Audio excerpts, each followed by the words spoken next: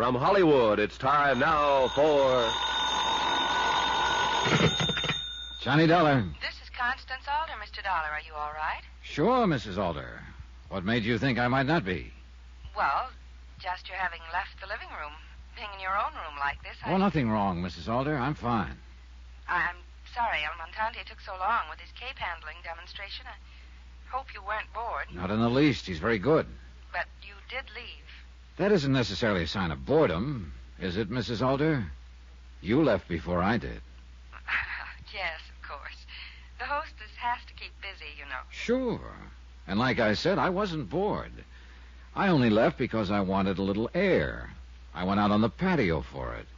Wonderful spot, Mrs. Alder. You can see everything. The harbor, the slope down from the house, even anyone who might be on it. I want to see you, Mr. Dollar. Talk to you. That figures. Where? Your car. Half an hour.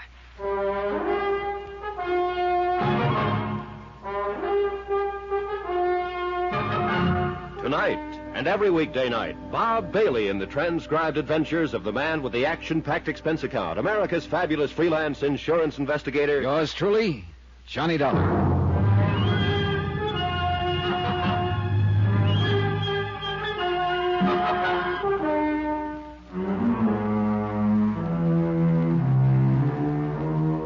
From Special Investigator Johnny Dollar, location Caracas, Venezuela, to the Home Office, Worldwide Mutual Insurance Company, Hartford, Connecticut.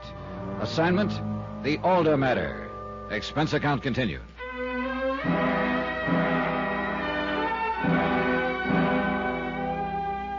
Sometimes it takes only a few well-chosen words to start the mountain coming to Muhammad. And it looked like I'd picked the right ones with Constance Alder. Whatever she had to say, I wanted to hear it, because it was a cinch nobody else in this rat race was giving away any information. Yeah, I wanted very much to hear what Mrs. Alder had to say. I headed downstairs right away because I have a fetish about being early. But my timing was bad. Hey, Dollar, you got a minute? Well, I can hardly say no to my host, Mr. Alder. Come on in the den.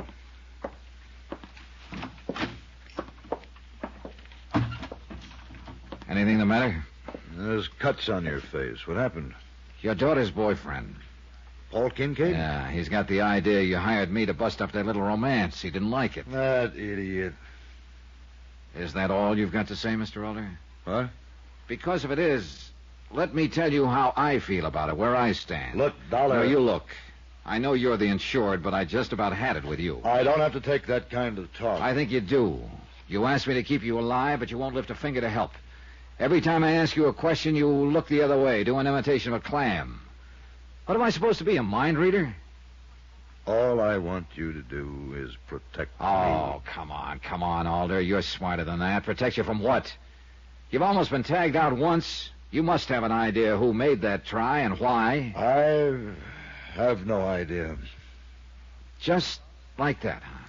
Mr. Dollar... Look, Mr. Alder, don't you see that by not opening up, you're making a clay pigeon out of yourself? I can tell you nothing. You know that I'd be justified in suggesting my company cancel the policy. Well, you'll have to suit yourself about that. Excuse me. Just a minute. What did you tell your family and guests about me? Who am I supposed to be? An old friend from up in the States. Uh-huh. You realize something, old friend? That's the first question I ever asked that you had an answer for. It's the first one I considered you had a right to ask. Mr. Alder. Yes? Whose side are you on?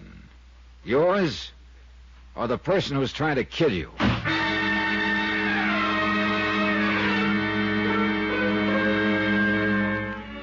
Oil-rich Billy Alder, business mind par excellence, super salesman deluxe. The man who could sell or talk you into anything. But could he say one word that might keep another bullet from coming his way? It sure didn't look like it. I left the den, was just starting out to my car to meet Mrs. Alder. I must have been real anxious for our chat because I suddenly realized I'd forgotten my car keys. I hurried back upstairs and at the top almost bowled over a woman who was about to come down. Oh, I'm so sorry. My fault. That's all right. No, I should have looked where I was going. Here, are you hurt, Miss... It's perfectly all right. Excuse me, please.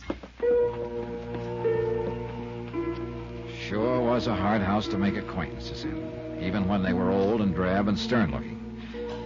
Well, I went to my room, got my car keys, and my wallet, which lay alongside them. The position of the wallet was interesting. I shut the door, headed once more for my car. The lady of the house was waiting. We took off.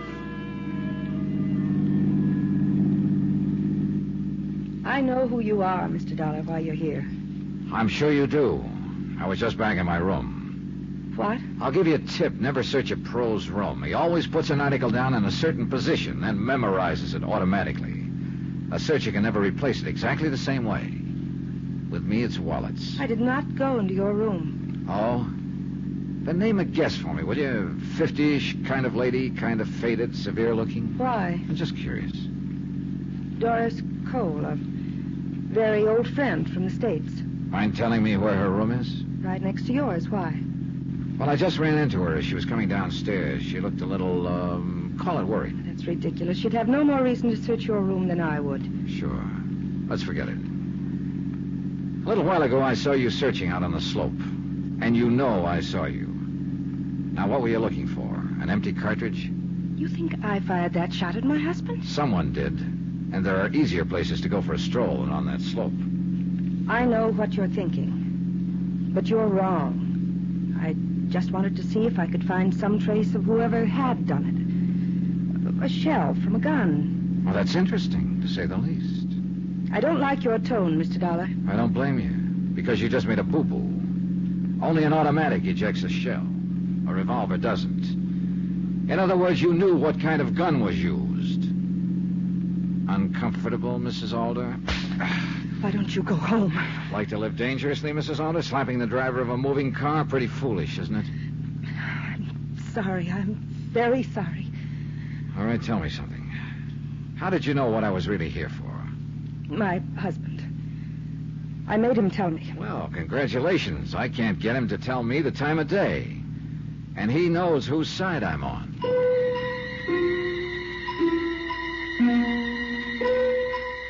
We rode back to the house without exchanging another word, and one thing was obvious. The chic Mrs. Alder had apologized all right, but the anger I'd stirred up could have powered a fair-sized city for a week. When we reached the house, she simply got out, headed for it as though I were a process server she wanted to get away from. I went to my room, trying not to look like a process server, to figure what my next step would be. I was suddenly very grateful to whoever had chosen my room because of two things. The excellent view of the Alder patio, and what was happening on it. Mrs. Alder and Doris Cole were having a discussion, with Mrs. Alder doing all the talking. Even from this distance, I could see the anger on both their faces. Then, after a few minutes, both women went into the house. 5 minutes later, I was still wishing I could have heard the words.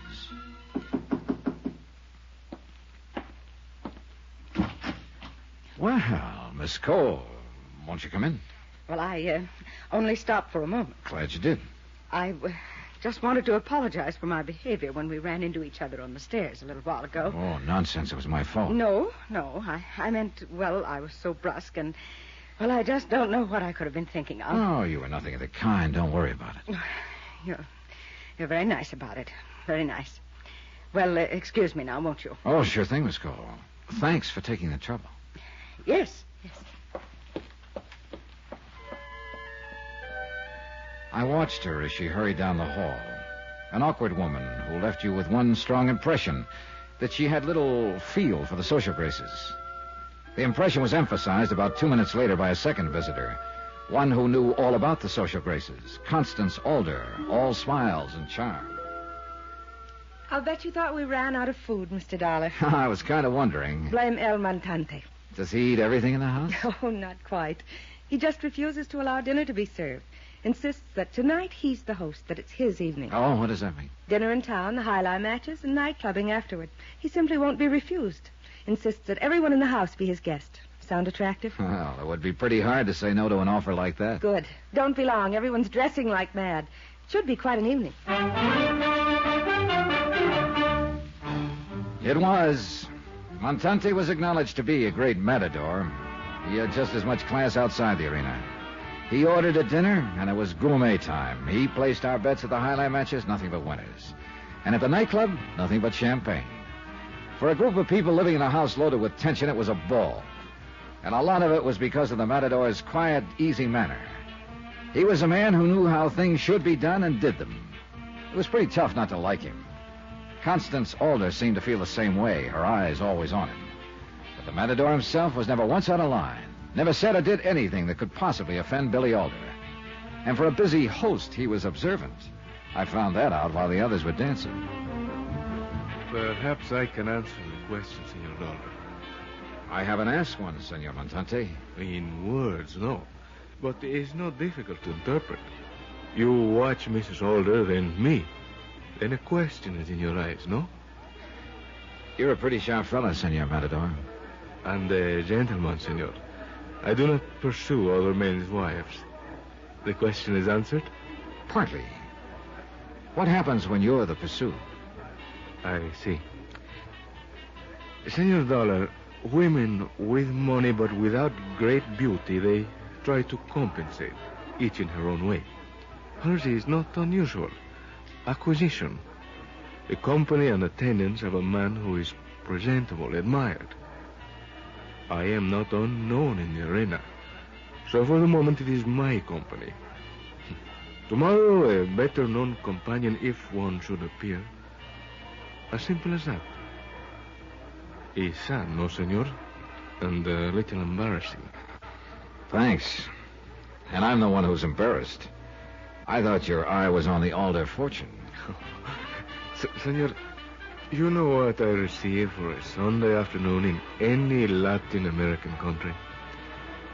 $10,000. Sometimes more. Your question is answered, senor? Well, not quite.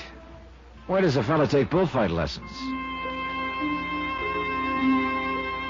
Like I said, the evening was pleasant, but it was still a job. Watching Doris Cole now, awkwardly dancing with Billy Alder, I kept thinking of her argument with Mrs. Alder, her furtiveness. I felt sure she'd been the one who'd searched my room, and there would never be a better chance to return the compliment. So I developed a sudden killing headache, and over the protests of the others, said goodnight and grabbed a cab for the Alder house in Aguilera. In Miss Cole's room, I did a hurried but thorough search, and came up with two things that proved real interesting. A passport with Doris Cole's picture, but made out to one Dora Jansen, and an unsigned letter postmarked New York. In a quick scrawl, it said simply that the Caribbean Star would arrive in La Guerra on the 17th. I'm sorry about your headache, Mr. Dollar, but there is no aspirin in my room.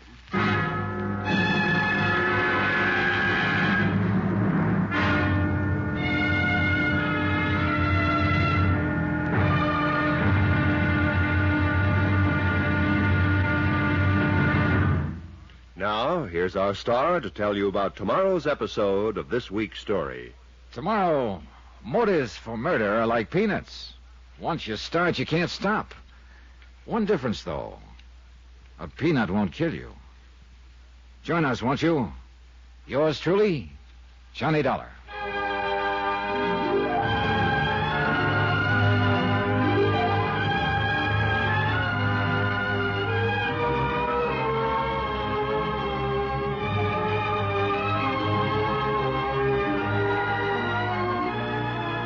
Yours truly, Johnny Dollar, starring Bob Bailey, is transcribed in Hollywood. Written by Tony Barrett, it is produced and directed by Jack Johnstone.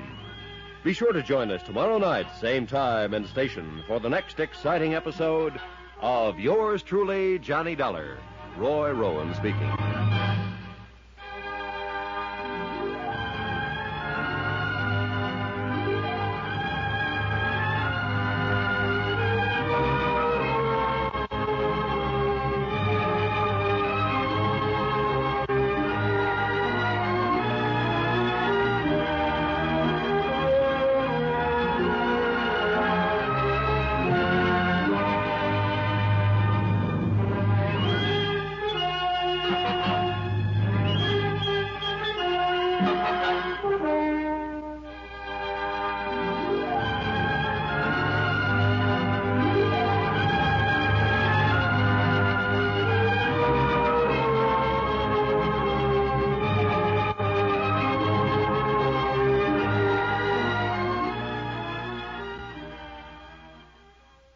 With so many options, Why choose Arizona State University? For me, the only online option was ASU because of the quality. Their faculty was really involved with their students and care about your personal journey. The dedication to my personal development from my professors, that's been extremely valuable to me.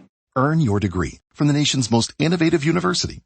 Online. That's a degree better. Explore more than 300 undergraduate, graduate, and certificate programs at asuonline.asu.edu.